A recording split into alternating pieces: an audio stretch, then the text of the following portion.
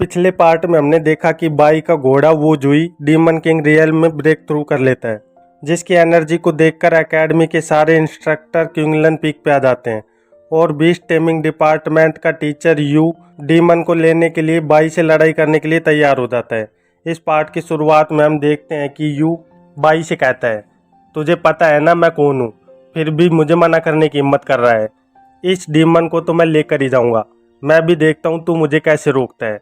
तो बाई कहता है, हमारी लड़ाई ज़रूरी नहीं है, मैं तो इसकी ताकत टेस्ट करना चाहता हूँ। इंस्ट्रक्टर यू, क्यों ना हम अपने बीस्ट में लड़ाई करवाएं। ये सुनकर यू चौंकते हुए कहता है, क्या मैं बीस्ट टेमिंग डिपार्टमेंट का इंस्ट्रक्टर हूँ, ये तुम क्या कह रहे हो। तो बाई बोलता है, मैं कह रहा हूँ कि हमारे बीस्ट के बीच एक मैच करवाते हैं, जिससे हमें इनकी ताकत का अंदाज़ा भी हो जाएगा। ये सुनकर टीचर यू हंसते हुए कहता है, ठीक है, पर अगर मैं जीता तो तेरा घोड़ा मेरा हो जाएगा। और एक मैजिक रिलीज करता है। उस मैजिक सर्कल से कुछ बाहर निकलने लगता है और हम देखते हैं कि वो टीचर यू का demon peak demon king AOD होता है। वो अपने शरीर से एनर्जी रिलीज करते हुए नीचे देखता है। इधर 4R डिपार्टमेंट की टीचर यूई ये देखकर मैजिक रिलीज करने लगती है, तो उसे स्वॉर्ड आर्ट मास्टर जिंग रोकते हुए कहता है, हे रुको मिस यूई, ये तो बस एक मैच है, इसमें इतनी चिंता करने की बात नहीं है। तो यूई कहती है, हाँ ये मैच है, पर मुझे तुम पे भरोसा नहीं है, अगर तुम लोगों ने कुछ गलत किया तो हेडमास्टर तुम्हें छोड़ेंगे नहीं। तो जिंग कहता है, चिंता मत करो इंस्ट्रक्टर यूई। इंस्ट्रक्टर यू को पता है किस वक्त लाइन क्रॉस नहीं करनी। वैसे भी डीमन किंग्स के बीच लड़ाई ये देखने का मौका रोज नहीं आता। देखो लड़ाई शुरू होने वाली है। और हम देखते हैं कि एओडी वू जुई की ओर बढ़ने लगता है, पर वो जुई एक जगह पर खड़ी उसे देखती रहती है। तो एओडी अपना पंच तैयार करके अटैक करता है, जिससे वो जुई अपने एक हाथ से रोक लेती है।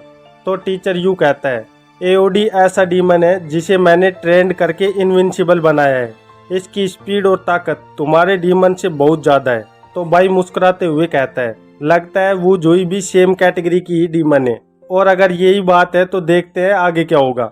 और इधर वो जुई अपनी एनर्जी रिलीज करती है, जिसके पंच से एओडी दूर हो जाता है। और हम देखते हैं कि वो जुई ने अपनी एनर्जी से एक एनर्जी अवतार बना लिया है, जिसे देखकर जिंग कहता है, ये तो स्पिरिचुअल एनर्जी से बना अवतार है। वैसे तो ये एक इमेज है, पर ऐसी एबिलिटी एक घोड़े के पास होना, ये सच में बहुत ताकतवर है। तो इंस्ट्रक्टर यू कहता है, एओडी ये तुम क्या कर रहे हो, किसका इंतजार है, तुम्हें पता है ना अब तुम्हें क्या करना है। ये सुनकर एओडी भी अपनी एनर्जी से अवतार बना लेता है और दोनों डीमंस के अवतार आपस में लड़ने लगते हैं। और उनको ऐसा करते देखकर जिंग पूछता है, क्या ये दोनों ऐसे ही एक दूसरे के साथ लड़ने वाले हैं।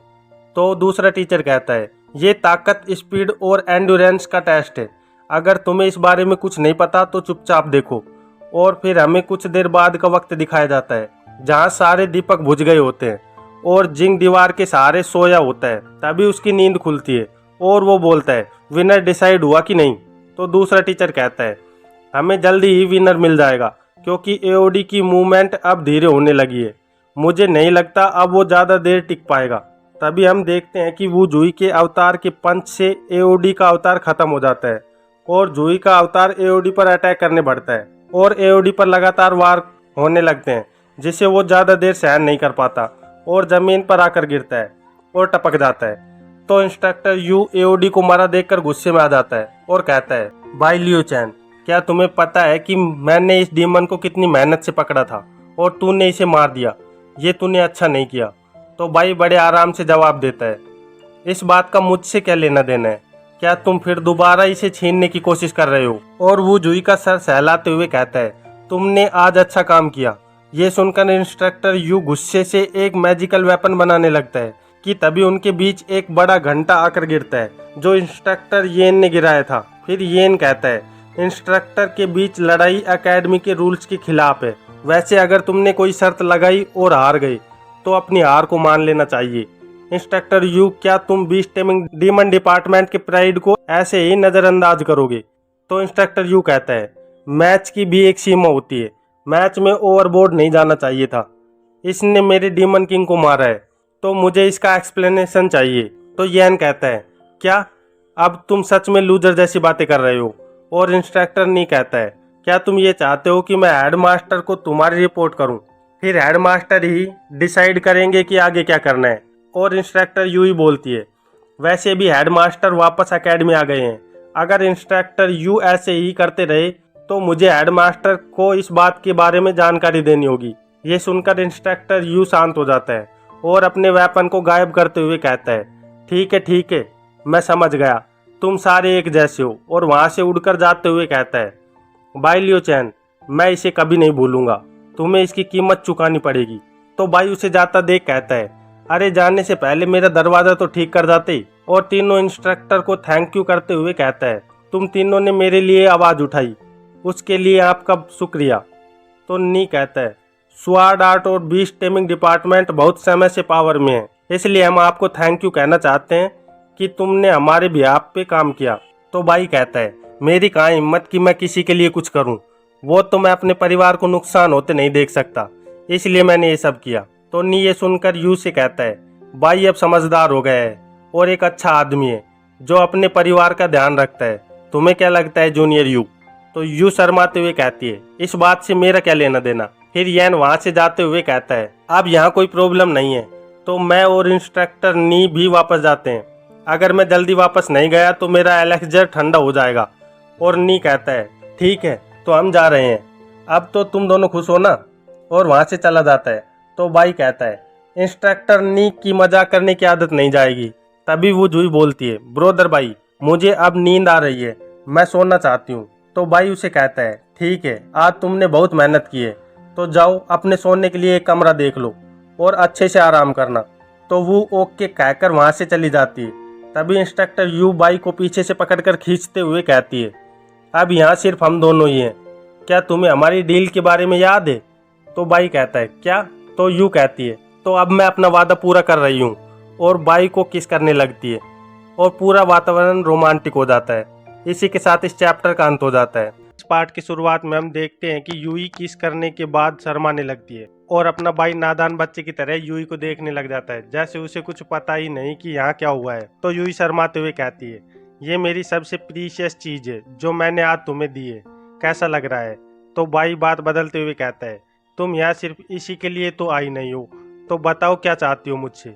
यूई कहती है, ठीक है, मैं तुम्हें अब नहीं छेड़ूंगी, वैसे मैं तुम्हें ये बताना चाहती हूँ कि। और इसी के साथ अपने पर्सनल लॉकर से एक लेटर निकालती है और उस लेटर को बाई को देते हुए कहती है, हमारे 4R डिपार्टमेंट में एक बड़ी पार्टी मनाई जा रही है, ये उस पार्टी का इनविटेशन लेटर है। बाई उसे लेते हुए कहता है, ओ तो ये बात है, पर अगर मैं ना आ पाऊँ तो सब ठीक है ना? और मुड़कर देखता है कि यूई वहाँ से टेलीपोर्ट हो चुकी है। ये देखकर बाई कहता है, सीनियर यूई किधर चली गई आप? और सोचता है, पार्टी में ना जाने का तो अब कोई ऑप्शन ही नहीं बचा। तभी हम देखते हैं कि सू बाई के पीछे खड़ी होती है और वो बाई को पीछे से पकड़ लेती है। तो बाई पूछता है, सूल्यू तुम यहाँ इस वक्त बाहर क्या कर रही हो? तो सू कहती है, मास्टर मुझे लग रहा है कि मेरा ब्रेक थ्रू होने वाला है, क्या आप क्यू के फ्लो में मेरी दोबारा मदद करोगे? तो बाई बताता है, दोबारा इसे करने के लिए मेरे अंदर एक्स्ट्रा स्पिरिचुअल क्यू नहीं बची है। तो सू कहती है, मुझे नहीं पता कि आप कैसे करोगे, पर आज आपको मेरे ब्रेक थ्रू कराने में मदद करनी पड़ेगी, चलो अंदर चलते हैं। तो भाई बोलता है, पागल लड़की, सच में मेरी स्पिरिचुअल क्यों खत्म हो गई है। और फिर हमें अगले दिन 4R डिपार्टमेंट हॉल का सीन दिखाया जाता है, जहां मेन गेट पे 4R डिपार्टमेंट की लड़की मेहमानों का स्वागत कर रही थी। तो पास में खड़े दो लड़के आपस में बातें करने लगते हैं, जिनमें से एक कहता है, 4R डिपार्टमेंट ने इतनी बड़ी पार्टी क्यों दी है, ये एक सीक्रेट रेलम में ही तो गए थे। तो दूसरा लड़का बताता है, तुम ऐसा नहीं कह सकती, इस बार 4R डिपार्टमेंट ने पूरे सीक्रेट रेलम के रिसोर्सेस को अपने लिए लाने का काम किया है, जो बहुत ज्यादा रिसोर्स है। तो पहला लड़का कहता है, अरे पता नहीं वहाँ क्या हुआ होगा, इन्होंने रिसोर्स के बदले में कुछ दे दिया होगा। तो दूसरा लड़का हंसते हुए कहता है, हाँ ये बात तो सही हो सकती है। तभी वहाँ रियो आकर गुस्से से कहती है, क्या तुम्हारी बकवास खत्म हो गई? मेरी मास्टर दयालु है, जो उन्होंने तुम सबको पार्टी में इनवाइट किया, पर तुम जैसे अनग्रेटफुल लोग फालतू बातें ही कर सकते हैं।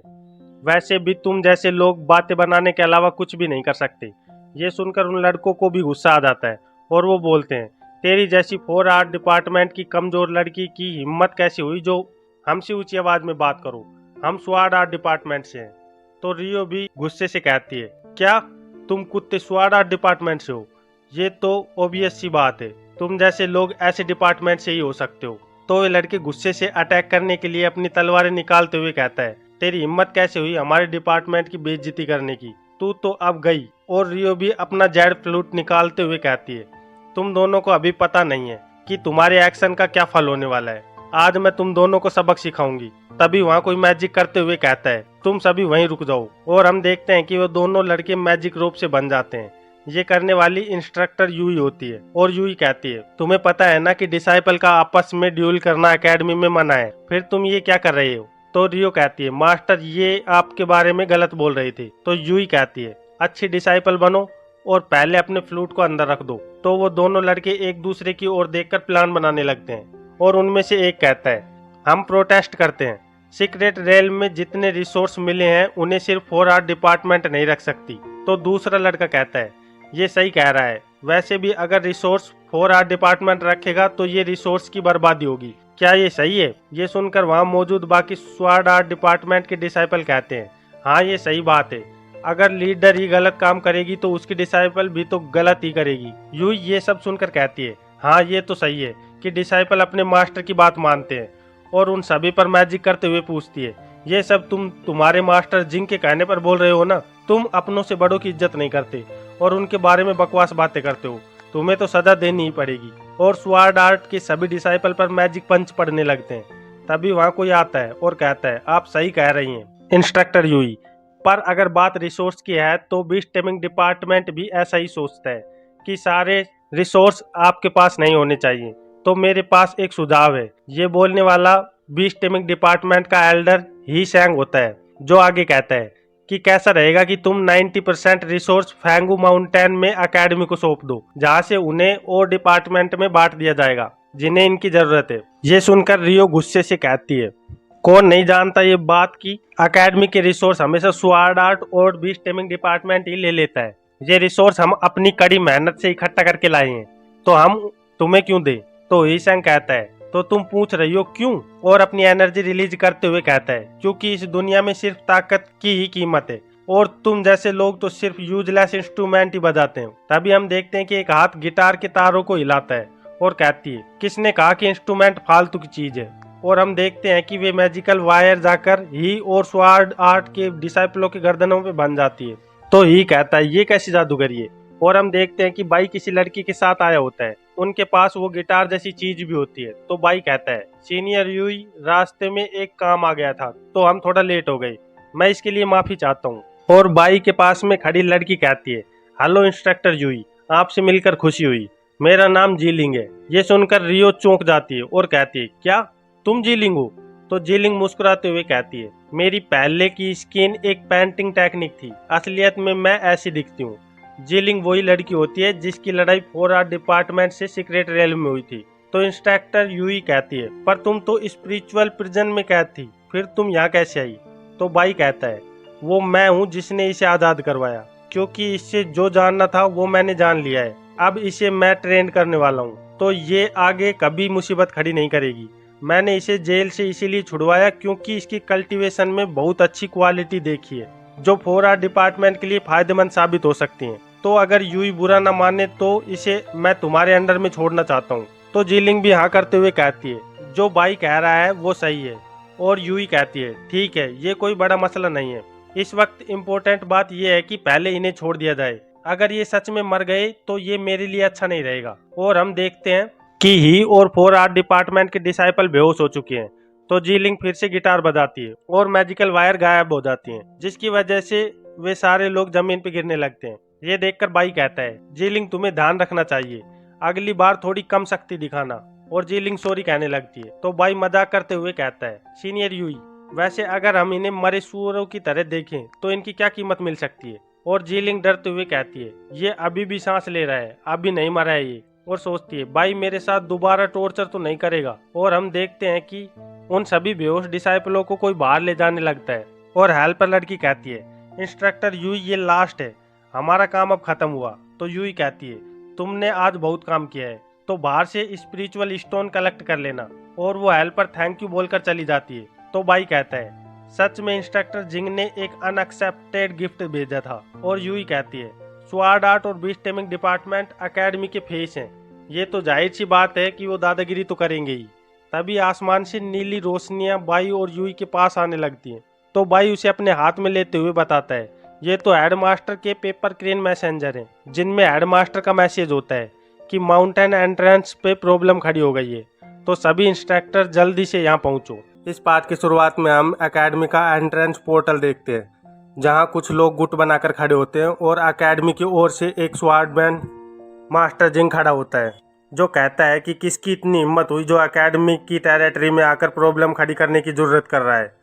और हमें पता चलता है कि वो आदमी माउंटेन सेक्ट के एल्डर जू के साथ आए हैं। तो जू कहता है, किंग ओंग एकेडमी, हम यहाँ आज ये जानने आए हैं कि सीक्रेट रेलम में तुम्हारे डिसाइपल तो सेफली वापस आ गई, तो हमारे डिसाइपल वहाँ कैसे मारे गए। और तभी माउंटेन सेक्ट का डिसाइपल अपने मास्टर किंग जू से कहता है, मास्टर, अगर हम एकेडमी से हमारे लोगों की जान के बदले में कोई मांग रखेंगे तो मजबूर होकर उन्हें हमारी बात माननी पड़ेगी। तो किंग जू कहता है, वैसे तो ये लोग हमारे डिसाइपल की जान के बदले कुछ नहीं देना चाहते, पर अगर हम इन्हें मजबूर कर दे तो इन्हें रिसोर्स देने ही पड़ेंगे। और हंसते हुए मन में सोचता है, मेरे लिए तो सबसे ज़रूरी चीज़ 4R डिपार्टमेंट की यूई है, इस बार वो मेरे प्रपोजल को मना नहीं कर पाएगी। तो जिंग कहता है, प्लीज़ शांत हो जाओ, इस मैटर के बारे में सिर्फ 4R डिपार्टमेंट ही जानता है और वो ही इसका जिम्मेदार है, इसका एकेडमी से कुछ लेना देना नहीं है। और मन में सोचता है, 4R डिपार्टमेंट हमारे 6 मेजर डिपार्टमेंट में आता है, पर वो बहुत कमज़ोर डिपार्टमेंट है। तभी जिंग पे कचरा फेंकने लगते हैं। तो जिंग गुस्से से कहता है, कौन है जो कचरा फेंक रहा है। तो किंग जू कहता है, इंस्ट्रक्टर जिंग, आप बहुत समझदार हो, तुम्हें पता है कि सीक्रेट रेलम की वजह से वे अभी कमज़ोर हैं और हमारे साथ लड़ाई करने से उन्हें न सिर्फ रिसोर्स का लॉस होगा बल्कि उनके डिसाइपलों की ज़िंदगी भी खतरे में आ जाएगी। ये सुनकर जिंग कहता है, ठीक है, अगर तुम्हें मेरी बात पर विश्वास नहीं है तो तुम सीधे 4R डिपार्टमेंट में जाकर क्यों नहीं पूछ लेते कि वहाँ क्या हुआ था। तो किंग जू कहता है, ठीक है, फिर मैं वैसा ही करता हूँ जैसा इंस्ट्रक्टर जिंग कह रहा है। तो जू पूछता है, तो क्या तुम हमें अंदर पोर्टल में जाने दे रहे हो। और जिंग पोर्टल की ओर इशारा करते हुए सोचता है, वहाँ 4R डिपार्टमेंट में इस वक्त बाई भी है, मैं देखना चाहता हूँ कि वो एक स्पिरिचुअल रियल्म एक्सपर्ट किंग जू और सोल एक्सपर्ट जू से कैसे लड़ेगा। और हम देखते हैं कि माउंटेन सेक्ट के लोग 4R डिपार्टमेंट में आ जाते हैं और वहाँ आते ही डिपार्टमेंट की डिसाइपल से बुरा व्यवहार करने लगते हैं। कोई उनका पीछा कर रहा होता है तो कोई उन्हें पकड़कर उनके कपड़े फाड़ने लगता है। तो एल्डर जू कहता है, तो ये जगह है जहाँ एकेडमी की सबसे सुंदर परियां रहती हैं, ये तो एक से बढ़कर एक है, मुझे तो लग रहा है कि मुझे यहाँ 2 स्लेव तो लेनी ही चाहिए। तो किंग जू कहता है, तुम्हें जो चाहिए वो तुम ले सकते हो, पर 4R डिपार्टमेंट की टीचर को हाथ भी मत लगाना, वो सिर्फ मेरी है। और हम देखते हैं कि एक लड़का रियो के कपड़े फाड़ने लगता है, तो रियो छोड़ने के लिए गिड़गिड़ाने लगती है। तभी हमें एक सुई दिखती है जिससे ग्रीन मैजिकल फ्लेम निकल रही है और वो सीधे जाकर उस लड़के को लगती है जो रियो को परेशान कर रहा था। इस अटैक से उस लड़के के पूरे शरीर में आग लग जाती है और वो दर्द से तड़पते हुए अपने टीचर की ओर देखकर कहता है, मास्टर प्लीज़ मुझे बचा लो। तो एल्डर जू कहता है, मुझे समझ नहीं आ रहा ये हो क्या रहा है। और इसी के साथ वो लड़का जलकर गिरने लगता है और ज़मीन पर गिरकर मर जाता है। ये देखकर किंग जू हड़बड़ा जाता है और कहता है, ये तो कॉर्प्स पॉइजन है, सभी इससे पीछे हट जाओ नहीं तो सभी मारे जाओगे। और तभी वहाँ कोई आकर बोलता है, मैंने नहीं सोचा था कि तुम दोनों यहाँ खुद यहाँ आओगे। ये बोलने वाला बाई होता है और इसी ने वो सुई अटैक किया था। तो बाई कहता है, ये किंग ओंग एकेडमी की टेरिटरी है, ये तुम्हारी घूमने की जगह नहीं जो जब मन किया तब यहाँ आ गई। एल्डर जू कहता है, हम तो यहाँ सिर्फ बात करने आए थे, पर तुझे पता है हमारे लोगों को मारकर तूने कितनी बड़ी मुसीबत मोल ली है। और किंग जू बोलता है, अब मुझे पता चला कि तुमने मेरे इतने प्रपोजल्स को क्यों ठुकरा दिया यूई, क्योंकि तुम्हें तो ये पसंद है। बाई वहाँ खड़ा होकर सोचता है, ये क्या हो रहा है, और कहता है, ओह, तो यहाँ एक आशिक भी है। और यूई से पूछता है, सीनियर यूई, क्या तुम इसे जानती हो। तो यूई कहती है, हाँ, ये झूशन सेक्ट का पैटरीच है, हम साउथ बॉर्डर कंपटीशन के दौरान एक बार मिले थे और उसके बाद ये मेरा पीछा करने लगा। ये एकेडमी में भी कई बार आने लगा था और पिछले 3 सालों में इसने 200 से ज़्यादा बार मुझे प्रपोज किया है। तो भाई हंसते हुए कहता है, ओह, तो ये एक सिंप है जिसे सिर्फ अटेंशन चाहिए, कितना बेशरम आदमी है जो 200 बार रिजेक्ट होने के बाद भी कोशिश कर रहा है। ये सुनकर क्विंग जू गुस्से से आ जाता है और कहता है, क्या कहा तूने, मैं सिंप हूँ? वो सब पास था यूई। मैं अब तुम्हें प्रपोज नहीं करने वाला, बल्कि अब मैं पूरी 4 आर्ट डिपार्टमेंट अकेडमी को ही बर्बाद कर दूंगा, किसी को नहीं छोड़ूंगा। तो बाई स्टाइल से यूई को अपनी बाहों में पकड़ते हुए कहता है, मैं माफ़ी चाहता हूँ मिस्टर, पर मेरी सीनियर की पसंद हाई स्टैंडर्ड है, इसलिए तुम्हें पसंद नहीं करती। और यूई भी हाँ कर देती है। ये देखकर क्विंग जू गुस्सा करने लगता है, तो एल्डर जू उसे रोकते हुए कहता है, शांत हो जाओ क्विंग जू, ये तुम्हें उकसा रहे हैं। अगर तुम नहीं रुके तो हम रिसोर्स के बारे में इनसे बात नहीं कर पाएंगे। जब रिसोर्स की बात बाई सुनता है तो कहता है, ओह तो तुम यहाँ रिसोर्स के लिए आए हो? एल्डर जू बोलता है, 4 आर्ट डिपार्टमेंट के डिसाइपल्स ने सीक्रेट रेलम में दूसरे सेक्ट के डिसाइपल्स को मारा है। अगर हम रिसोर्स ले लेते हैं तो ये पेमेंट तो जान के बदले बहुत ही सस्ती है। बाई लियो चैन, ये सोचना भी मत कि अकेडमी के सपोर्ट से तुम हमें हरा सकते हो। तो यूई कहती है, यहाँ सभी को पता है कि मेरे 4 आर्ट डिपार्टमेंट की डिसाइपल्स लड़ाई में इतनी अच्छी नहीं है। ये तो क्लियर सी बात है कि तुम्हारे लोगों को हमने नहीं बल्कि ब्लिसफुल पैलेस के लोगों ने मारा है। ये सुनकर एल्डर जू गुस्से से कहता है, ये सब बकवास है। ब्लिसफुल पैलेस तो खुद ही डिस्ट्रॉय हो चुका है और तुम उसके नाम का बहाना दे रही हो। यूई ये सुनकर चौंक जाती है और बाई की ओर देखकर कहती है, क्या सच में ब्लिसफुल पैलेस खत्म हो गया? तो बाई अनजान बनते हुए कहता है, सीनियर यूई, इनसे बहस मत करो, इस सब बहस का यहाँ कोई फ़ायदा नहीं। और मन में सोचता है, मैं इन्हें नहीं बता सकता कि मैंने ये ब्लिसफुल पैलेस को डिस्ट्रॉय कर दिया है। और फिर माउंटेन सेक्ट के लोगों से कहता है, अगर तुम्हें ऐसा लग रहा है कि मैं तुम्हें नीचा दिखा रहा हूँ तो क्यों ना एक नोबल फाइट की जाए। तो एल्डर जू कहता है, क्या तुम अब भी अपने आप को बेकसूर कहना चाहते हो? पर क्विंग जू बोलता है, ठीक है, तो बताओ हम ये कैसे करने वाले हैं। तो बाई फाइट के नियम बताता है कि दोनों तरफ से 5-5 डिसाइपल चुनेंगे जो अभी गोल्डन कोल रियल्म के नीचे हों। उनके बीच अरेना बैटल करवाएंगे और जीतने के लिए किसी टीम के 3 लोगों को हराना होगा। पर अगर तुम हारने से डर रहे हो तो एक एक डिसाइपल को भी लड़ाई में भेज सकते हैं। पर बाहर जाकर ये मत कहना कि तालिस्मान और 4 आर्ट डिपार्टमेंट ने तुम्हें बुली किया है। ये सुनकर एल्डर जू सोचता है, मैंने सुना है कि बाई लियो चैन के पास एक टैलेंटेड डिसाइपल है, मैं उसे हल्के में नहीं लेना चाहता। और क्विंग जो एटीट्यूड में कहता है, इसमें डरने की क्या बात है, मुझे पता है कि मुझे क्या करना है। और बाई से कहता है, बाई अगर मैं जीता तो मेरी रिसोर्स के अलावा भी एक शर्त है जो तुम्हें माननी होगी। तो बाई हाँ कहते हुए कहता है, मुझे इससे कोई प्रॉब्लम नहीं है, अपनी शर्त बताओ। तो क्विंग जू गुस्से से कहता है, मैं तुझे अपने हाथों से मारना चाहता हूँ। तो यूई तुरंत मना कर देती है, पर बाई कहता है, ठीक है, तुम्हें मिल जाएगा।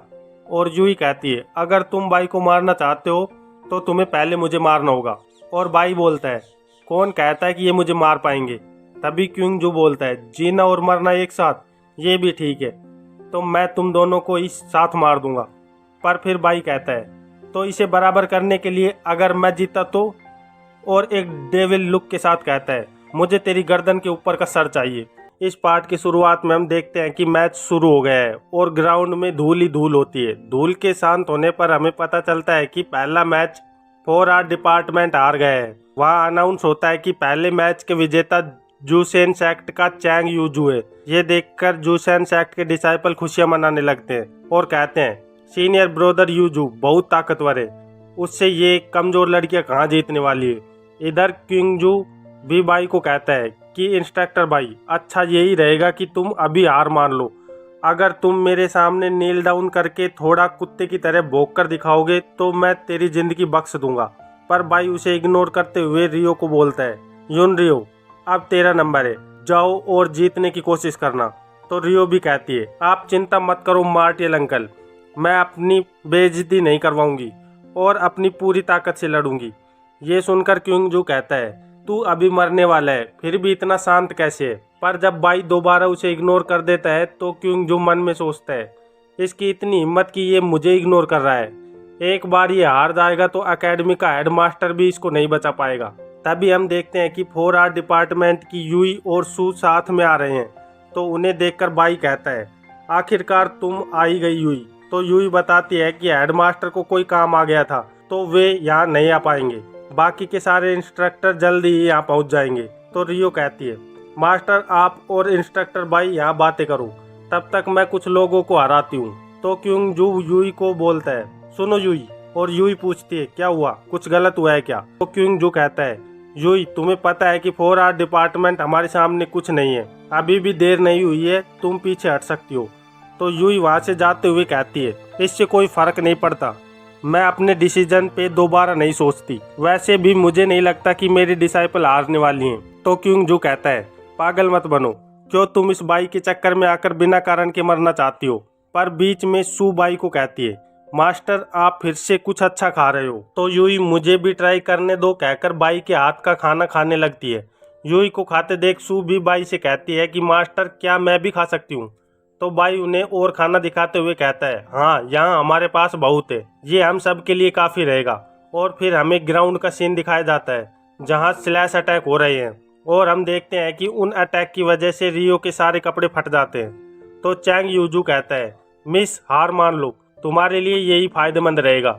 ये सुनकर रियो को गुस्सा आ जाता है और वो अपने कपड़ों की चीथड़ों को बांधते हुए कहती है, तुम जैसे लोग सिर्फ यही कर सकते हो, सच में कितने बेशरम हो। तो चैन यूजू अपना ओरा रिलीज करते हुए कहता है, ये मेरी स्पिरिट स्वार्ड की पावर है। हथियार की क्वालिटी का गैप थोड़ी सी कल्टीवेशन से पूरा नहीं होता जो तुम मुझसे लड़ रही हो। तो रियो अपने फ्लूट को समन करते हुए कहती है, ओ तो ये एक स्पिरिट स्वार्ड है, तो मुझे भी सीरियस होना पड़ेगा। और हम देखते हैं कि फ्लूट के समन होते ही उससे बहुत तेज मैजिकल ओरा निकलकर यूजू से टकराता है और वो कुछ समझ पाता उससे पहले ही उसकी स्वार्ड रबर की तरह लचीली हो जाती है। अपनी स्वार्ड की ये हालत देखकर यूजू बहुत डर जाता है और कहता है, ये कैसे हुआ, मेरी स्वार्ड ऐसे कैसे हो गई? ये देखकर रियो भी थोड़ी चौंक जाती है कि ये कैसे हो सकता है, क्या मेरा फ्लूट इतना ताकतवर है? और फ्लूट बजाने लगती है जिससे break formation golden elimination attack होता है और वो सीधे यूजू को हिट करता है जिससे यूजू दूर जाकर गिरता है। उन्हें देखकर सभी लोग शॉक हो जाते हैं और एक कहता है, ये तो इंपीरियल वेपन है, 4R डिपार्टमेंट की डिसाइपल के पास सच में इंपीरियल वेपन है। और यूजू अपनी स्वार्ड को देखकर रो रहा होता है कि मेरी स्वार्ड दोबारा ठोस नहीं हो सकती क्या? तो फ्लूट को देखकर क्यूंजू कहता है, ये नामुमकिन है, एक डिसाइपल के हाथ में रेयर इंपीरियल वेपन ये कैसे हो सकता है? तो बाई मुस्कुराते हुए कहता है, ये तो सिर्फ इंपीरियल वेपन है, तुम इतनी चिंता क्यों कर रहे हो? अगर तुम्हें भी चाहिए तो मुझे एक बार भोग के दिखाओ, तो मैं तुम्हें भी एक दे सकता हूँ। ये सुनकर क्यूंजू को गुस्सा आने लगता है। तो एल्डर जू उसे शांत करते हुए कहते हैं, शांत हो जाओ, ये सिर्फ एक इंपीरियल वेपन है। वैसे तो इंपीरियल वेपन स्ट्रोंग होते हैं, पर इस स्टेज की डिसाइपल उसकी पूरी पावर का यूज नहीं कर सकती। तो क्यूंजू पूछता है, तेरा ये कहने का क्या मतलब है? तो एल्डर जू बताता है कि मेरे हिसन सेक्ट में एक डिसाइपल है जो अपनी स्पिरिचुअल साइलेंस स्टेज की पीक पे है। वो फीमेल कल्टीवेटर ट्रेनिंग का मास्टर है, वो इसे आराम से हरा देगा। और हम देखते हैं कि ग्राउंड में बहुत तेज बदबू आने लगती है जिसकी वजह से वहाँ मौजूद डिसाइपल परेशान हो जाते हैं और बदबू सहन नहीं करने के कारण उल्टियाँ करने लगते हैं। और हमें एक आदमी दिखता है जिससे ये भयंकर बदबू आ रही थी, उसके आने से रियो भी परेशान होने लगती है और वो अपना नाक बंद कर लेती है। तो वो बदबूदार आदमी कहता है, मैं ईशान सेक्ट का डिसाइपल ली हैसंग ड्यूल के लिए आया हूँ, और लड़ाई के लिए तैयार हो जाता है। तो रियो उसे देखकर कहती है, स्पिरिचुअल साइलेंस स्टेज की पीक का आदमी, आखिरकार कोई तो स्ट्रॉन्ग विरोधी मिला मुझे। और सोचती है कि इसमें इतनी बदबू क्यों आ रही है। तभी बाई बोलता है, रियो वापस आ जाओ और आराम करो, इससे तुम्हारी सीनियर को फाइट करने दो। तो रियो कहती है, पर क्यों, मैं तो अभी अपनी पूरी ताकत का यूज भी नहीं कर पाई। और वहाँ 4R डिपार्टमेंट की सीनियर डिसाइपल यून आ जाती है और रियो को कहती है, रियो मेरी बात सुनो, ये डिसीजन हमारी मास्टर और अंकल बाई ने मिलकर लिया है, तो इसके पीछे कोई कारण तो जरूर होगा। वैसे भी तुम्हें जाकर अपने कपड़े बदलने चाहिए। तो रियो अपने कपड़े देखकर मान जाती है। तो एसंग अपनी बदबू को और तेज करते हुए कहता है, इससे मुझे कोई फर्क नहीं पड़ता कि कौन मुझसे लड़ने वाला है। तो यून कहती है, मैं 4R डिपार्टमेंट की डिसाइपल यून हूँ, चलो फाइट शुरू करते हैं। और एसन अटैक करने के लिए आगे बढ़ जाता है। तो यून एक शील्ड बनाकर उसके अटैक को रोकते हुए सोचती है, सच में ये अटैक कितना ज़्यादा ताकतवर है, सच में ये अटैक कितना ज़्यादा ताकतवर है। ये किस तरह की टेक्निक है जो ईशान सेक्ट के लोगों ने कल्टीवेट की है। और उन दोनों के अटैक टकराने से वहाँ बहुत बड़ा धमाका हो जाता है जिससे पूरे ग्राउंड में बदबू का गुब्बार आ जाता है और वहाँ मौजूद डिसाइपलों का बुरा हाल हो जाता है। किसी को चक्कर आने लगते हैं तो कोई वहाँ से भागने लगता है। तभी वहाँ बाई के पास जिंग के साथ एक और इंस्ट्रक्टर आता है। तो जिंग कहता है, बाई लियू चैन, हम मैच के जरिए इस प्रॉब्लम को सही करने पर एग्री हुए हैं, पर तुझे लगता है कि 4 आर्ट डिपार्टमेंट ये मैच जीत पाएगा? और लियू उन्हें प्रणाम करती है। तो इंस्ट्रक्टर नी एक मैजिकल पोटली निकालते हुए कहता है, सू लियू, ये लो और इस मैजिकल मेडिसिन पाउडर को ग्राउंड के चारों कोनों पे रख दो। तो सू पूछती है, अंकल नी, क्या आपको पता है कि ये भयंकर बदबू कहाँ से आ रही है? तो नी बताता है कि मैं बस इतना जानता हूँ कि ये एक रेयर कल्टीवेशन मेथड है जिसे साधारण कल्टीवेटर कल्टीवेट नहीं कर सकता। इस कल्टीवेशन मेथड को फिल्थी डाउ कहते हैं। इस पार्ट की शुरुआत में क्विंगजू बताता है फिल्थी डाउ एक ऐसी टेक्निक है जिसे हर कोई अचीव नहीं कर पाता। फिल्थी डाउ टेक्निक को मास्टर करने के लिए सालों तक बदबूदार कीचड़ के तालाब में कल्टीवेशन करना होता है। और एल्डर जू से कहता है कि क्या तुमने सच में अपने एक डिसाइपल को इतनी खतरनाक कल्टीवेशन करने भेज दिया था? तो एल्डर जू कहता है, इसे मैंने नहीं भेजा था, मैं तो सभी डिसाइपल्स को 5 इम्प्योर कल्टीवेशन के बारे में जानकारी दे रहा था कि इन इम्प्योर रूट कल्टीवेशन को करना बहुत कठिन होता है। किसने सोचा था कि ये सच में 15 साल उस बदबूदार कीचड़ पिट में रहकर इस मेथड को कल्टीवेट कर लेगा? वैसे ये मेथड इम्प्योर जरूर हो सकता है, पर जब तक हम जीत रहे हैं इसके गलत होने से क्या फ़र्क पड़ता है? इधर बाई कहता है, इस मेथड के लिए कीचड़ में रहना पड़ता है, तो अगर हम इस पे पानी डालकर इसे नहला दे तो क्या इससे असर पड़ेगा? और पीछे हम देखते हैं कि रियो की भी तबीयत बिगड़ जाती है और वो भी उल्टियाँ कर रही होती है। और बाई जब ये पानी डालने की बात इंस्ट्रक्टर नी से पूछता है तो इंस्ट्रक्टर नी बताता है कि इससे थोड़ा फर्क तो पड़ेगा, पर यह ज़्यादा कारगर उपाय नहीं है, क्योंकि फिल्थी डाउ यूजर्स बिना अपनी जगह से हिले भी अपनी स्टेज के कल्टीवेटर को बड़ी आसानी से हरा सकते हैं। वैसे भी वो सालों से कीचड़ में खड़ा रहा है, तो पानी से कुछ ज़्यादा फर्क नहीं पड़ने वाला। ये सुनकर रियो कहती है, इसका मतलब सीनियर भी इस फाइट को नहीं जीत सकती। थोड़ी देर पहले मैं बस कुछ सेकंड के लिए उसके सामने आई थी और अब मेरी इतनी बुरी हालत हो गई है कि मैं यहाँ खड़ी भी नहीं हो पा रही, यहाँ तक कि मेरी सी कॉन्शियसनेस भी मैली हो गई है। और फिर हमें बैटल ग्राउंड का सीन दिखाया जाता है जहाँ 4 आर्ट डिपार्टमेंट की सीनियर डिसाइपल यून ने बदबूदार हेसंग पर वाटर अटैक कर दिया है, जिससे वो पानी के अंदर चला जाता है और उसकी बदबू धुलने लगती है। तो वो हंसते हुए कहता है, तुझे क्या लग रहा है कि तू मुझ पे पानी डालकर मेरी फिल्थी डाउ बदबू से बच पाएगी? तू मूर्ख है, क्योंकि ये करना नामुमकिन है। मैंने 15 साल तक उस कीचड़ पिट में रहकर उसे अपनी बॉडी से सोखा है। इसे धोना नामुमकिन है और पानी के अंदर ही घूमने लगता है, जिससे वहाँ पानी का बवंडर बन जाता है और हेसंग से कीचड़ निकलकर पूरे ग्राउंड में फैलने लगता है। तो वहाँ मौजूद सभी डिसाइपल उसे गालियाँ देने लगते हैं, पर वो कीचड़ भालों की तरह निकलते रहते हैं और कुछ कीचड़ यून के पास आने लगता है। तो यून सोचती है, अब मैं क्या करूं? इस पे तो मेरी वाटर बेस स्पेल का भी काम नहीं कर रही, इसे रोकने का कोई उपाय नहीं है क्या? और इधर जब कीचड़ एल्डर जू और क्विंगजू की ओर आता है तो वे एक प्रोटेक्शन शील्ड बनाकर बच जाते हैं। और क्विंगजू कहता है, ये क्या कर रहा है? एल्डर जल्दी कर और अपने डिसाइपल को रोक। एल्डर जू हेसंग को रोकते हुए कहता है, तू पागल हो गया है क्या? अभी तुरंत रुक जा, नहीं तो इस कीचड़ से हमें भी नुकसान हो सकता है। इधर हम बाई को देखते हैं जिसने कीचड़ से बचने के लिए गोल्डन शील्ड बना ली थी। तो 4 आर्ट डिपार्टमेंट की मास्टर यूई कहती है, बाई इस मैच के लिए हम हार मान लेते हैं। तो बाई भी यूई की बात मानते हुए कहता है, हाँ यही सही रहेगा, इस राउंड में यून को बहुत परेशानी हो रही है। और सू को बोलता है, सू लियू अब तेरी बारी है।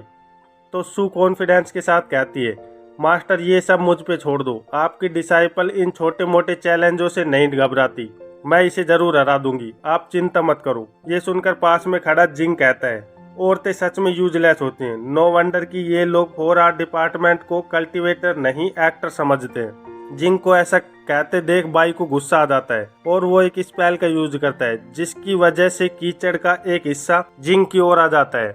उसके सामने से शील्ड अचानक हट जाती है, तो वो कीचड़ सीधे जिंग के मुंह में चला जाता है। कीचड़ के मुंह में जाते ही जिंग का बुरा हाल हो जाता है और वो उल्टियाँ करने लगता है। तो बाई उसे कहता है, क्या हुआ? तुम तो एक स्वार्ड कल्टीवेटर हो, फिर तुम्हारी स्पिरिचुअल क्यू कंट्रोल इतनी खराब क्यों है? जिंग ये सुनकर गुस्से से बाई को गालियाँ निकालने लगता है। तो इंस्ट्रक्टर नी उसे रोकते हुए कहता है, ये क्या कर रहे हो? क्या तुम अंकल बाई से लड़ाई करना चाहते हो? तो जिंग गुस्से से इंस्ट्रक्टर नी का गला पकड़ लेता है और कहता है, इसकी वजह से मुझे कीचड़ खाना पड़ा और तू मुझे चुप रहने को बोल रहा है। मन तो कर रहा है पहले तुझसे ही निपट लूं। तो इंस्ट्रक्टर नी कहता है, इसमें मेरी क्या गलती है, ये तो तुम्हारी किस्मत खराब है जो तुम्हें कीचड़ चखना पड़ा। तभी वहाँ कुछ होता है जिससे जिंग और नी चौंक जाते हैं और एल्डर जू की भी आंखें फट जाती हैं और वो कहता है ये कैसे संभव है। फिर हमें पता चलता है कि सू बैटल ग्राउंड में पहुंच चुकी है और उसने बदबूदार हेसंग पर एक खतरनाक थंडर अटैक कर दिया है। और सू कहती है तो ये फिल्थी डाव है, ये तो बहुत कमजोर निकला, ये तो मेरे साथ लड़ाई करने के काबिल भी नहीं है। ये देखकर क्योंगजू कहता है अनऑर्थोडॉक्स कल्टीवेशन इस स्टेज के सामने कुछ नहीं कर सकती, अगर ये नहीं जीत सकता तो इसकी जगह किसी दूसरे डिसाइपल को भेजो। तो एल्डर जू कहता है नहीं रुको एक मिनट, वो अभी तक हारा नहीं है। तो क्योंगजू कहता है ये क्या कह रहा है, देख एक बार बिजली की वजह से उसका क्या हाल हो गया है, वो तो राख का पुतला बन गया है। तभी बदबूदार हेसंग के चेहरे से राख हटने लगती है और उसकी स्किन दिखने लगती है। तो क्योंगजू कहता है ओह कुछ तो गलत है, इसने बिजली से बचने के लिए अपनी बॉडी को टैम्पर कर लिया है। ये देखकर बीस्ट टेमिंग डिपार्टमेंट का इंस्ट्रक्टर यू शोक होकर कहता है ये कैसे हो सकता है, इसने अपने शरीर को टैम्पर करके इमाक्यूलेट में परिवर्तित कर लिया। तो जिंग कहता है इंस्ट्रक्टर यू आप यहाँ कब आए। और इंस्ट्रक्टर नी पूछता है लेकिन क्या इस कंडीशन में कोई अपनी बॉडी को वास्तव में टैम्पर कर सकता है। तो इंस्ट्रक्टर यू कहता है कर सकता है या नहीं इस बात को छोड़ो, देखो ये हो रहा है, हमें इसे रोकना होगा नहीं तो साउथर्न रेलम में अकेडमी की पोजीशन खतरे में आ जाएगी। और सू को चिल्ला के कहता है क्या कर रही है, जल्दी कुछ कर, तेरे पास ये अच्छा मौका है, जल्दी से उसे हरा दे। पर सू यू की बातों पर ध्यान नहीं देती। तो यू कहता है क्या हुआ, तुम्हें सुनाई नहीं दे रहा क्या तू बहरी है।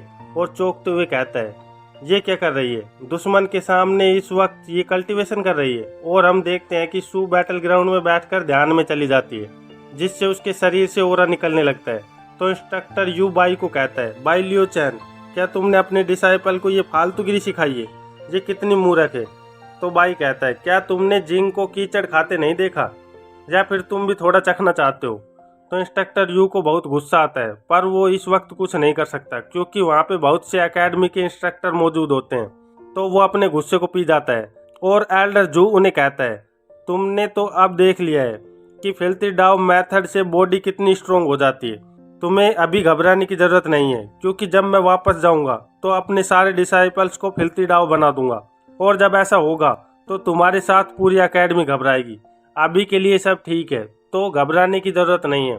ये सुनकर इंस्ट्रक्टर यू गुस्से से कहता है ये तो सिर्फ फिल्थी डाव ही तो है, तुम्हें क्या लगता है कि हम इसे कल्टीवेट नहीं कर सकते। और जिंग और नी को पकड़ते हुए कहता है हमें भी इन्हीं की तरह करना होगा, हम भी अलग अलग डिपार्टमेंट के डिसाइपल्स को फिल्थी डाव कल्टीवेट करवाएंगे। तो जिंग कहता है मुझे नहीं लगता हम ऐसा कर पाएंगे क्योंकि हमारे पास इतने कीचड़ के पिट नहीं है। तो ब्रोदर यू तुम्हें कुछ और सोचना पड़ेगा। और नी कहता है सॉरी ब्रोदर यू पर मेरा फॉर्मेशन डिपार्टमेंट के डिसाइपल इस तरह की कल्टीवेशन को यूज नहीं करते। तो इंस्ट्रक्टर यू कहता है क्या हुआ अगर हमारे पास ज़्यादा पिट नहीं है तो हम और बना लेंगे। और इधर बाई यूई को समझाते हुए कहता है सीनियर यूई आप चिंता मत करो, अगर सू बैटल के बीच में कल्टीवेशन कर रही है तो उसके पास ज़रूर इस बैटल को जीतने का कोई उपाय है। तो यूई कहती है चिंता कैसे ना करूं, विरोधी का रेलम सूल्यू से बहुत ज़्यादा है और अब उसके पास इमाक्यूलेट बॉडी भी है। तो बाई कहता है वैसे अगर इमाक्यूलेट बॉडी को कंपेयर करें तो मेरी डिसाइपल तो बहुत बड़ी मॉन्स्टर है। और हम सू के डेविल लुक को देखते हैं जिसकी आंखों से भी ठंडा निकल रही होती है। फिर हम देखते हैं कि बदबूदार हेसंग अपने शरीर के ऊपर की परत को हटाकर अपनी एनर्जी रिलीज करता है। तो एनर्जी से वहाँ एक विस्फोट होता है और हेसंग कहता है मैं हेसंग हूँ, मुझे कोई नहीं हरा सकता क्योंकि फिल्थी डाव इटर्नल है। आज मैं तेरे जैसे कमजोर लोगों को बताऊंगा कि मैं हेसंग तुम सभी से ताकतवर हूँ। इस पार्ट की शुरुआत में हम देखते हैं कि हेसंग की बॉडी से फ्लेम निकल रही होती हैं और वो सू से कहता है क्या हुआ, अब तुझे मुझसे डर लग रहा है। तो सू उसके कमर के नीचे की ओर इशारा करती है और जब हेसंग नीचे देखता है तो चौंक जाता है और गुस्से से कहता है मेरी बॉडी पूरी इमाकुलेट बॉडी में क्यों नहीं बदली। तो सू एटीट्यूड में कहती है ये क्या मजाक हो रहा है, जल्दी करो और अगले विरोधी को भेजो, मेरे पास पूरे दिन यहाँ खड़े रहने का टाइम नहीं है। ये सब देखकर एल्डर जू पूरी तरह निराश हो जाता है पर इंस्ट्रक्टर यू खुश होते हुए कहता है थैंक गॉड कि ये बच्चा इस मेथड में मास्टर नहीं हुआ, नहीं तो एकेडमी के लिए प्रॉब्लम खड़ी हो जाती। तो जिंग कहता है लगता है फिल्थी डाव इतनी भी स्ट्रॉन्ग टेक्निक नहीं है, वैसे भी कमजोर लोग ऐसी पावर डिजर्व नहीं करते। और इंस्ट्रूमेंट बजाना और कीचड़ पिट में रहना दोनों सेम ही है, जिससे कुछ नहीं हासिल होता। कुछ भी हो वे कमज़ोर ही रहते हैं। तो रियो गुस्से से मिडिल फिंगर दिखाते हुए कहती है, अगर तू कुछ अच्छा नहीं बोल सकता तो चुप रहना सीख ले, नहीं तो तेरे लिए अच्छा नहीं रहेगा। तो जिंग रियो का गला पकड़ लेता है और कहता है, कितनी बदतमीज हो गई हो, एक इंस्ट्रक्टर से कैसे बात करते हैं इसका तरीका भी मुझे सिखाना पड़ेगा तुझे। और तभी चटाक से एक थप्पड़ पड़ता है जो यूई ने जिंग को मारा होता है और यूई कहती है, आज तुझे सीनियर्स की वजह से छोड़ रही हूँ, अगर तूने दोबारा ऐसी फालतू बात की या कुछ गलत किया तो फिर मैं एकेडमी के रूल्स को नहीं मानूंगी। तो इंस्ट्रक्टर यू जिंग को रोकते हुए कहता है, ये क्या कर रहे हो, इन औरतों से क्यों लड़ाई मोल ले रहे हो, इधर आओ और कंपटीशन पे ध्यान दो। देखो बच्चा पागल हो रहा है। और हमें हैसंग दिखाया जाता है जो इटर्नल बॉडी ना मिलने की वजह से गुस्से में अपनी एनर्जी रिलीज करता है और कहता है, नहीं ये नहीं हो सकता, मुझे इटर्नल बॉडी चाहिए, मुझे इमोर्टल बनना है। तो सू उसे रोकने की कोशिश करते हुए कहती है, रुक जाओ, अगर तुम ऐसे ही करते रहे तो अपने दिमाग से कंट्रोल खो दोगे, जो तुम्हारे लिए अच्छा नहीं रहेगा। पर हैसंग अपनी एनर्जी को लगातार बढ़ाते हुए कहता है, ये सब तेरी वजह से हुआ है, तेरी वजह से मुझे इमाकुलेट बॉडी नहीं मिली, मैं तुझे जिंदा नहीं छोड़ूंगा। और सुपर अटैक करने के लिए उछलकर आगे बढ़ता है। तो सू भी अटैक के जवाब में मूनलाइट थंडर स्लैश का यूज करती है, जिससे हैसंग हवा में उड़ जाता है और आसमान से ज़मीन पर सीधा आके गिरता है, जिसकी वजह से उसकी हालत ख़राब हो जाती है और वो किसी पिच के आम जैसा लग रहा होता है। तो हैसंग पड़े पड़े कहता है, मैं इस तरह नहीं हार सकता, हम एक बार और लड़ेंगे। तभी हैसंग के पास एल्डर जू कूद कर आते हैं और उसे देखते हैं। तो हैसंग एक और चांस मांगते हुए कहता है, मास्टर बस एक बार और मौका दे दो, मैं पक्का जीत जाऊंगा। तो एल्डर जू कहता है, बस बहुत हुआ, अब तू और नहीं लड़ सकता, तू हार चुका है और अब तू हैसंग सेक्ट का डिसाइपल नहीं रहा, निकल जा यहाँ से। तो हैसंग झुक के पैर पकड़कर कहता है, मास्टर मुझे माफ़ कर दीजिए, मैं दोबारा कीचड़ के पिट में जाकर वापस से कल्टीवेशन शुरू करूँगा और इस बार ज़रूर कामयाब होऊंगा, मुझे सेक्ट से मत निकालिए प्लीज़ मास्टर, बस एक मौका दे दीजिए। तो एल्डर जू कहता है, तुझे क्या लगता है बॉडी को टेम्पर करना इतना आसान है, अगर ये इतना आसान होता तो यहाँ के सभी डिसाइपल इसे कर चुके होते। और हैसंग को लात मारते हुए कहता है, निकल यहाँ से। लात खाने की वजह से हैसंग दूर जाकर गिरता है। फिर हमें जंगल का सीन दिखाया जाता है जहाँ हैसंग पिटने के बाद जा रहा होता है और कहता है, मेरे साथ ऐसा क्यों हो रहा है, मैं तो बस इस मेथड को कल्टीवेट करना चाहता था, इसमें मैंने क्या गलत किया जो मेरे साथ ये सब हुआ, ये दुनिया ही गलत है। और रोते रोते ज़मीन पर गिर जाता है और हम देखते हैं कि वहाँ कोई आता है और कहता है, क्या तुझे बदला चाहिए। तो जब हैसंग आंखें खोलता है तो उसे बाई धुंधला धुंधला कोई स्पेल करते हुए दिखाई देता है।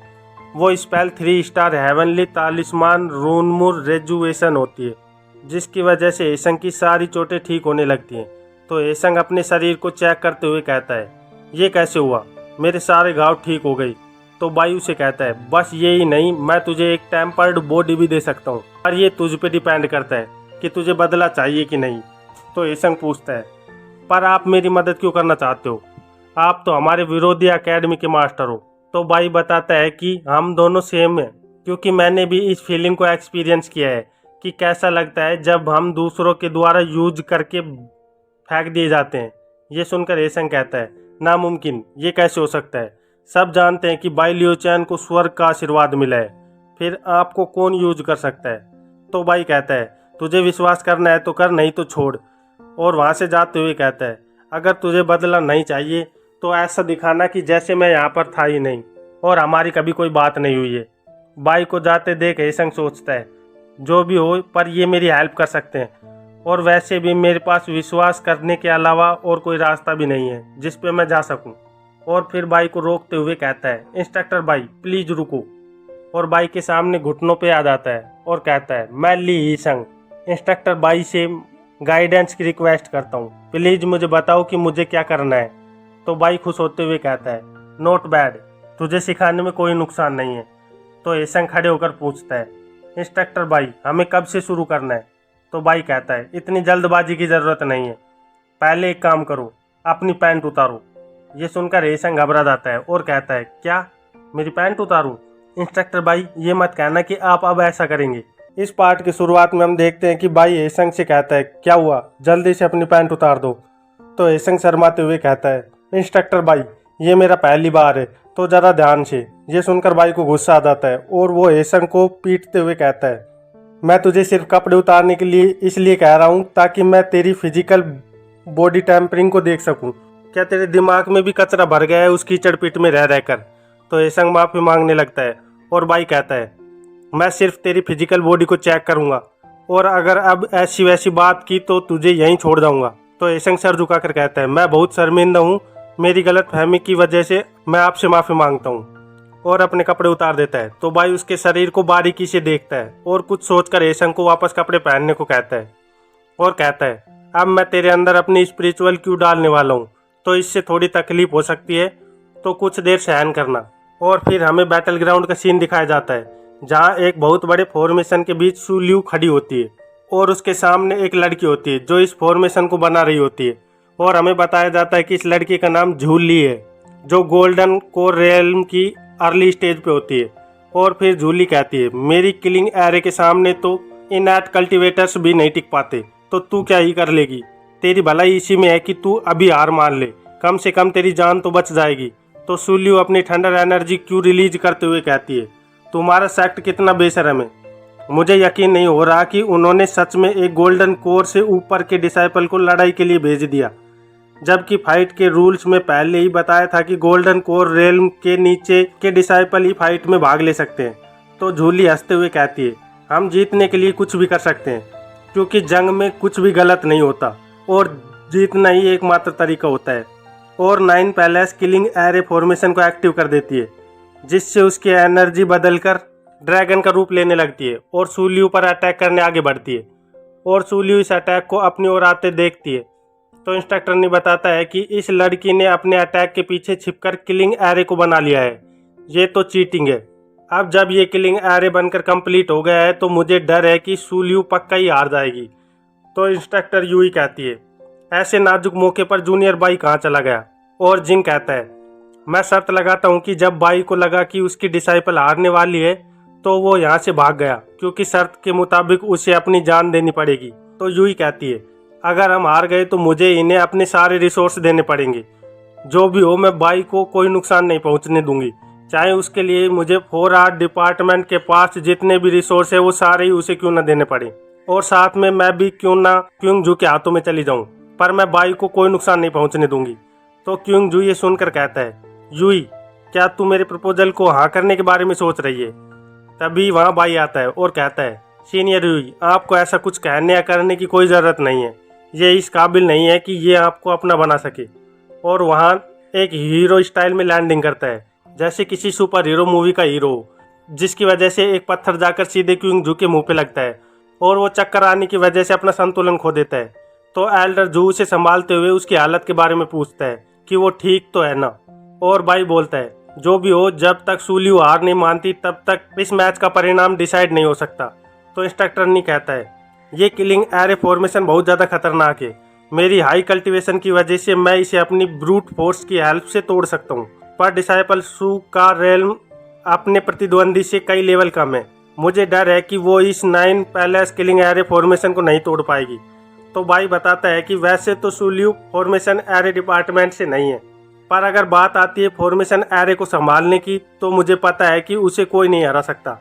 और हम देखते हैं कि सूलियो किलिंग एरे फॉर्मेशन के ड्रैगन अटैक को बड़ी आसानी से डोज कर रही होती है और एक शील्ड बनाकर कहती है, 9 पैलेस किलिंग एरे को सक्सेसफुली कंट्रोल करना सच में स्किलफुल है, मैं ये तो मानती हूँ कि तू है तो स्ट्रॉन्ग। और ये कहकर सू वहाँ बहुत बड़ा धमाका करती है और हम देखते हैं कि सू को किलिंग एरे से कोई नुकसान नहीं हुआ है और वो आराम से एक जगह पर खड़ी होती है। तो झूली फुल पावर से अटैक करते हुए कहती है, ये कैसे हो रहा है, मेरा इतना खतरनाक किलिंग एरे अटैक इस पर काम क्यों नहीं कर रहा। और हम सू को देखते हैं जो एक डेविल स्माइल के साथ अपनी एनर्जी से बहुत सारे स्लैश अटैक रेडी कर लेती है, और जैसे ही किलिंग एरे अटैक उसके रेंज में आता है तो वो भी अपने अटैक करने लगती है, जिससे झूली के अटैक के टुकड़े टुकड़े हो जाते हैं। और सूलियो कहती है, चाहे तुम इस अटैक में कितनी भी अच्छी क्यों न हो, पर मैं इस अटैक को कभी कामयाब नहीं होने दूंगी। मुझे इस अटैक की हर कमजोरी का पता है, क्योंकि मैं इस अटैक के क्रिएटर से अनगिनत बार लड़ी हूँ। तो झूली चौंकते हुए कहती है, ये एरे फॉर्मेशन सीक्रेट रेल्म के अर्थ इमोर्टल ने हजारों साल पहले बनाया था, तो ये कैसे हो सकता है कि तुम मुझसे लड़ी हो? ये 9 पैलेस किलिंग फॉर्मेशन सू की दोस्त मैनमन ने बनाया होता है, पर सू ये नहीं बता सकती कि वो पिछली जिंदगी में एक इमोर्टल थी और हजारों साल मैनमन के साथ कल्टीवेशन किया है, तो उसे तो इस फॉर्मेशन के बारे में पता ही होगा। इसलिए वो बात बदलते हुए कहती है, क्या तुम्हारे पास कोई और एरे फॉर्मेशन नहीं है? अगर है तो क्यों ना तुम उसे भी ट्राई कर लो। तो जूली पीछे हटते हुए सोचती है, मैं नहीं चाहती थी कि मैं इसका इस्तेमाल यहाँ करूँ, पर इसने मुझे मजबूर कर दिया है, और बैठकर एक फॉर्मेशन का निर्माण करने लगती है जिससे उसके आसपास एनर्जी उठने लगती है और उस एनर्जी में चेहरे बनने लगते हैं और वो एनर्जी आपस में मिलकर एक बवंडर का रूप ले लेती है। इस फॉर्मेशन को हजारों भूतों का बवंडर कहते हैं, जिसे देखकर सू जल्दी से अपने प्रोटेक्शन बबल को एक्टिव कर लेती है। उस फॉर्मेशन को देखकर इंस्ट्रक्टर नी कहता है, ये तो सोल हंटर सेक्ट का सोल बाइंडिंग एरे है, ये एरे इस लड़की के पास कैसे हो सकता है? तो इंस्ट्रक्टर यू क्यूंग जू से गुस्से में कहता है, क्यूंग जू ये सब क्या चल रहा है, कुछ बताओ हमें। तो यूई भी गुस्से में कहती है, बेशरम लोग, क्या तुमने सच में डिमोनिक सेक्ट के साथ समझौता कर लिया है? तो इंस्ट्रक्टर नहीं बताते हैं, वैसे तो बैम्बू माउंटेन सेक्ट बड़ा सेक्ट नहीं है, पर वे फिर भी ऑर्थोडॉक्स फंक्शन का हिस्सा है। तुम लोग डिमोनिक सेक्ट के साथ समझौता करके कैसे अपने एंसेस्टर के सामने जा पाओगे? तो क्यूंग जू कहता है, ये सब मेरे बैम्बू माउंटेन सेक्ट का इंटरनल मैटर है, इसका तुमसे कोई लेना देना नहीं है। और एल्डर जू कहता है, मुझे पता है कि तुम लोग ये क्यों कह रहे हो, क्योंकि तुम जानते हो कि अब हार तुम्हारे सामने खड़ी है। तो यूई गुस्से में कहती है कि तुम बेवकूफ़ लापरवाह लोग हो, और बाई को कहती है, जूनियर बाई फाइट को अभी रोक दो, हमें सूलियो को बचाना होगा। पर बाई को कोई टेंशन नहीं होती और वो बड़े आराम से कहता है, चिंता मत करो, फाइट अब बस शुरू होने ही वाली है। ये सुनकर यूई एकदम से शॉक हो जाती है कि बाई को इतना रिलैक्स कैसे हो सकता है, और क्यूंग जू भी सोच में पड़ जाता है कि इसकी डिसाइपल मरने की कगार पे खड़ी है और ये इतना रिलैक्स कैसे है, क्या इसे अपनी डिसाइपल की जीने और मरने से कोई फर्क नहीं पड़ता? तभी एल्डर जू ग्राउंड की ओर देखते हुए कहता है, जल्दी इधर देखो, इसकी डिसाइपल अब मरने वाली है। और हम बैटल ग्राउंड का सीन देखते हैं जहां जूली ने सू पर अपना अटैक कर दिया था और सू इस अटैक के घेरे में आ जाती है। तो जूली हंसते हुए कहती है, मैं ये तो समझ गई हूँ कि तू सच में फॉर्मेशन तोड़ने में बहुत अच्छी हो, पर अब मैं देखना चाहती हूँ कि तू इस फॉर्मेशन के आगे क्या कर पाती है, क्योंकि इस फॉर्मेशन का कोई तोड़ नहीं है। और हम देखते हैं कि उस फॉर्मेशन की एनर्जी से एक विचित्र डीमन का निर्माण होने लगता है और वो सूलियो को अपनी गिरफ्त में ले लेता है। पर सूलियो वहाँ भी बड़े आराम से खड़ी होती है और कहती है, ओह तो ये तुम्हारा तुरुप का इक्का है। वैसे मैं तुझे बता दूं, ये 9 पैलेस से भी घटिया फॉर्मेशन है। तभी जूली एक डेविल स्माइल के साथ अपने अटैक को एक्टिव कर देती है और ऐसा करते ही यूई घबरा जाती है। पर क्यूंग जू बहुत खुश हो जाता है कि अब तो ये डिसाइपल जरूरी मर जाएगी, और हमारा हीरो बाई तो ऐसा लग रहा है कि उसको किसी चीज से कोई फर्क ही नहीं पड़ रहा, जैसे उसे पता है कि सू लियू इस फॉर्मेशन को तोड़ ही देगी। इस पार्ट की शुरुआत में हम देखते हैं कि सू की गर्दन सोल बाइंडिंग अटैक की वजह से कट जाती है और सू का धड़ जमीन पर गिर जाता है। क्या सू सच में मर गई? सू की गर्दन देखकर इंस्ट्रक्टर यू और जिंग खुश हो जाते हैं और इंस्ट्रक्टर यू कहता है, अब तो वो जुई मेरा हो जाएगा। और खुशी में जिंग भी बोलता है, क्विंगलन पीक अब मेरा हुआ। पर इंस्ट्रक्टर यूई गुस्से से कहती है, यह तुमने क्या कर दिया? हमारे बीच पहले ही डिसाइड हुआ था कि डिसाइपल के बीच मैच में सिर्फ उनकी एबिलिटी और ताकत को परखा जाएगा, पर तुम यहाँ इतना नीचे गिर गए कि डिसाइपल को मारने पर उतर आए हो। मैं तुम्हें जिंदा नहीं छोड़ूंगी। तो एल्डर जू कहता है कि यह बाई की गलती है, इसने ही हमें ऐसा करने पर मजबूर किया है। वैसे भी ये तुम्हारी डिसाइपल नहीं है, फिर तुम हमें ब्लेम कैसे कर सकती हो? और क्विंग जू कहता है, शांत हो जाओ इंस्ट्रक्टर यूई, जो डिसाइपल मरी है वह तुम्हारी नहीं है, तो तुम्हें इतना गुस्सा करने की जरूरत नहीं है। और वहाँ बीच में बाई आकर यूई को समझाते हुए कहता है, शांत हो जाओ यूई, यह वक्त अभी ऐसा कुछ करने का नहीं है। तो यूई कहती है, मैं कैसे शांत हो जाऊं, इसने तुम्हारी डिसाइपल को मारा है, इन्हें तो मरना ही होगा। तो बाई कहता है, तुम चिंता मत करो, अभी यह कंपटीशन खत्म नहीं हुआ है, जब तक यह कंपटीशन खत्म नहीं होता तब तक तुम्हें कुछ भी करने की जरूरत नहीं है। और हम बैटल ग्राउंड का सीन देखते हैं जहां जूली अपनी एनर्जी रिलीज करते हुए मुस्कुरा रही होती है और उसके कदमों में सू की गर्दन पड़ी होती है, जिसे देखकर जूली कहती है, इतना ज्यादा बोल रही थी, मुझे तो लगा थोड़ी तो ताकत होगी तुझमें, पर तू तो भेड़िए की खाल में बकरी निकली जो एक ही झटके में मारी गई। और तभी जूली चौंक जाती है क्योंकि उसके पीछे एक बड़ा कोकून बनने लगता है और उस ककून को चीरते हुए सू बाहर निकलती है। ये देखकर जूली कहती है, ये कैसे हो सकता है, इसे तो मैंने अभी मारा है और इसका सर भी मेरे पैरों में पड़ा है, फिर यह जिंदा कैसे हो सकती है। और तभी जूली देखती है कि सू का सर गायब होने लगता है, जिसे देखकर जूली कहती है, तो तुम्हें भी डेमोनिक एनर्जी का यूज करना आता है। तो सू बताती है, यह डेमोनिक एनर्जी नहीं, यह तो फैंटम पावर है। तो जूली अगला अटैक करने के लिए तैयार हो जाती है और मन में सोचती है, ये डिसाइपल सच में बहुत खतरनाक है। पर तभी सू अपना थंडर अटैक कर देती है, जिसके लगने से जूली दूर जाकर दीवार से टकराती है और सू स्टाइल से कहती है, तुम कुछ कह रही थी,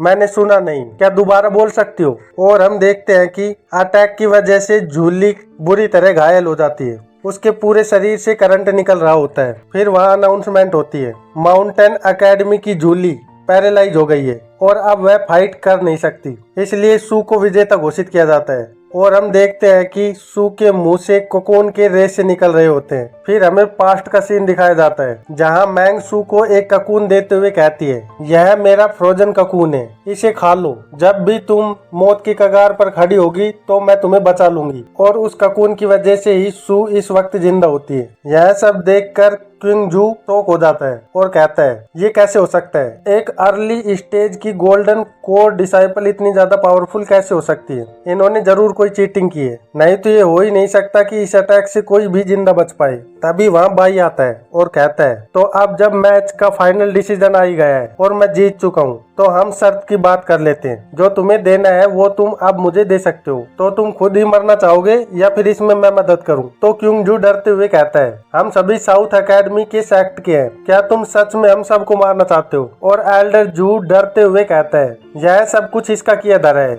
इससे मुझे कोई लेना देना नहीं है, तो मैं इस सब का हिस्सा नहीं हूँ, तुम्हें जो करना है तुम इसके साथ कर सकते हो, मुझे यहाँ से जाने दो। तो भाई एक तालिस्मान निकालते हुए कहता है, तो यह तुमसे नहीं होगा, इसमें भी मुझे ही तुम्हारी मदद करनी पड़ेगी, क्योंकि मैं शर्त में जीती हुई कोई चीज नहीं छोड़ता, तो तुम्हें मरना तो पड़ेगा ही। यह सुनकर क्विंग जू डरते हुए कहता है, मैं ये नहीं करना चाहता था, पर तुमने मुझे ऐसा करने को मजबूर कर दिया है, तो अब तुम्हें इसके परिणाम भी झेलने पड़ेंगे। और अपनी एनर्जी रिलीज करते हुए blood drink parasite 5 soul array formation को एक्टिव कर देता है, जिसे देखकर एकेडमी के सारे इंस्ट्रक्टर घबरा जाते हैं। और इंस्ट्रक्टर यू कहता है, यह टेक्निक तो डिवाइन डाइवर्जन की पीक की है, क्या यह इतनी समय से अपनी ताकत को छुपा रहा था। और डरते हुए जिंग कहता है, बात सिर्फ इतनी ही नहीं है, इसकी कल्टीवेशन में रैथ रियल्म की तकनीक भी दिख रही है, जो बहुत खतरनाक होती है। इतनी ज्यादा पावर के साथ अगर हम सारे इंस्ट्रक्टर मिलकर भी लड़ेंगे तो भी इससे नहीं जीत पाएंगे, यह बहुत ज्यादा ताकतवर है। ये सच में अपनी पावर को छुपा रहा था। और हम देखते हैं कि क्विंग जू एक बहुत बड़े डीमन में कन्वर्ट हो जाता है, जो देखने में बहुत ज्यादा खतरनाक लग रहा था, और उसके सर पे 2 सींग उग जाते हैं। फिर वह बाई पर अटैक करते हुए कहता है, अब तो तू गया बाई लियो चैन। तो बाई बोलता है, यही सही वक्त है। पर बाई के कुछ करने से पहले ही इंस्ट्रक्टर यूई बाई को बचाने के लिए वहां पर कूद जाती है। बाई भी ये देखकर थोड़ा चौंक जाता है और क्विंग जू का अटैक जमीन पर जाकर लगता है, जिससे वहां धूल का गुब्बार उठता है। और धूल छटने पर हमें दिखता है कि वहाँ एक बहुत गहरा गड्ढा बन गया है। अगर यह अटैक बाई को लगा होता तो बाई की क्या हालत होती। तो बाई मन में सोचता है, ये क्या कर रही हो, मुझे अभी बचाने की जरूरत नहीं है। बाई को जिंदा देखकर जू बोलता है, तो तुम्हें यह लोग बचा रहे हैं, मैं इन सबको मार दूंगा, आज यहाँ कोई जिंदा नहीं बच पाएगा। और हम देखते हैं कि क्विंग जू के सामने अचानक से बाई आ जाता है, जिसे देखकर क्विंग जू भी कंफ्यूज हो जाता है और कहता है, तुम तो वहाँ थे, फिर अचानक यहाँ कैसे आ सकते हो। पर बाई अटैक करने के लिए एक पंच बनाता है और क्विंग जू को मारता है। तो बाई के पंच से एक खतरनाक ब्लड पंच निकलकर क्विंग जू को लगता है, जिसे देखकर एकेडमी के सारे इंस्ट्रक्टर चौंक जाते हैं। यह कैसे हो सकता है, क्या सच में बाई के पास इतनी ज्यादा ताकत है। और बाई एल्डर जू की ओर बढ़ते हुए कहता है, यह तो एक पंच में ही ढेर हो गया, कितना कमजोर था ये। तो अब तुम्हारा नंबर है, अब मैं तुम्हारा भी हिसाब कर ही देता हूँ। यह सुनकर एल्डर जू बहुत घबरा जाता है और बाई से कहता है, इंस्ट्रक्टर बाई, मैं अपनी गलती मानता हूँ, मुझे ऐसा नहीं करना चाहिए था, प्लीज मुझे जान से मत मारो, मैं इसके बदले जो तुम कहोगे वह कीमत देने के लिए तैयार हूँ। और घुटनों पर बैठकर गिड़गिड़ाने लगता है। तो बाई उसे कहता है, मेरा सर लेने वाले यहाँ बहुत लोग हैं, और वैसे भी मैं लोगों को ऐसे ही नहीं मार देता, अगर तू भी जिंदा रहना चाहता है तो भाग जा यहाँ से, दोबारा मेरी नजरों के सामने मत आना। तो एल्डर जू थैंक यू बोलते हुए वहां से भाग जाता है और बाई गड्ढे में यू की ओर बढ़ता है। तो यू कहती है, यह क्या हो रहा है? यहाँ दो दो बाई कैसे हैं? तो बाई अपने पुतले की ओर इशारा करते हुए कहता है, अगर तुम्हें मेरा पुतला इतना ही पसंद है तो मैं तुम्हें ये दे सकता हूँ। तो यूई पुतले की ओर देखकर चौंकते हुए कहती है, क्या पुतला? और बाई को कहती है, ठीक है, मैं इसे मुझे डराने की कीमत समझकर रख रही हूँ। तो बाई कहता है, तुम इसे रख तो सकती हो पर इसमें सुइयां मत चुभाना। तो यूई कहती है, मैं इसमें सुइयां नहीं चुभाऊंगी, इसके लिए मेरे पास और भी बहुत से प्लान है। ये सब देखकर इंस्ट्रक्टर यू और जिन के तो पसीने छूट रहे थे। और इंस्ट्रक्टर यू कहता है, तुमने देखा जिन, बाई ने एक ही घूसे से डिवाइन डायवर्जन को हरा दिया। तो जिन भी हाँ करता है और यू कहता है, इसका मतलब इसकी ताकत डिवाइन डायवर्जन से भी बहुत ज्यादा है। तो जिन कहता है, मुझे भी ऐसा ही लगता है। ये देखकर बाकी के इंस्ट्रक्टर बहुत खुश हो रहे थे। और इंस्ट्रक्टर नी कहता है, सच में बाई अपनी ताकत छुपाने में एक्सपर्ट है।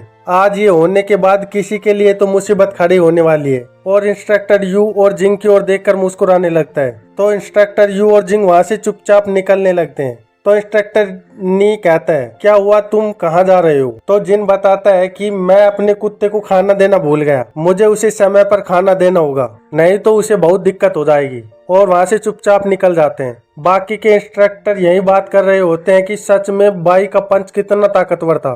इसने कभी भी नहीं बताया कि इसकी ताकत वापस से रिकवर हो गई है। हेडमास्टर इसकी कितनी चिंता करते हैं। यह सच में ऐसी बातों में बहुत केयरलेस है। तो इंस्ट्रक्टर नहीं कहता है, हम इसके लिए बाई को ब्लेम नहीं कर सकते। अपनी ताकत छुपाने के पीछे इसके खुद के कोई कारण होंगे। वैसे भी बाई बिना कारण के कुछ नहीं करता। वैसे ये तो अच्छा ही है कि बाई की ताकत रिकवर हो गई है। ये बात अकेडमी के लिए फायदेमंद है। और हम देखते हैं कि सू बाई के पास आ जाती है। तो बाई उसे शाबाशी देते हुए कहता है, आज तुमने बहुत अच्छा काम किया है, चलो वापस चलकर आराम करो। तो सू बाई से कहती है, मास्टर मुझे भी ये पपेट चाहिए। तो बाई पूछता है, तुम्हें क्यों चाहिए, तुम इस पपेट का क्या करोगी? तो सू कहती है, इसके लिए मेरे पास बहुत से प्लान है। और इसी के साथ इस चैप्टर का अंत हो जाता है। तो फिर मिलते हैं एक नए चैप्टर में, तब तक के लिए बाय बाय।